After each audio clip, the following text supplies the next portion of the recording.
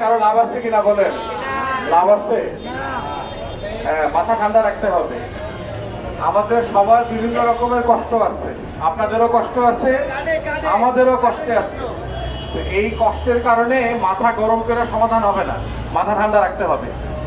তো আজকে হচ্ছে আপনাদেরকে বলা হয়েছে কি আজকে শেষ দিন ইফতারের শেষ দিন। তো আপনাদেরকে অনেক ধন্যবাদ যে আপনারা আমাদের ডাকে এই পুরো মাস জুড়ে এখানে এসছেন। আপনাদেরকে আমরা আমাদের সাধ্যমতো মেহমানদারি করার চেষ্টা করেছি। আপনাদের আরো যত মানুষকে মেহমানদারি করানো দরকার, আমরা তো সেটা আসলে পারি নাই। সেই জায়গাতে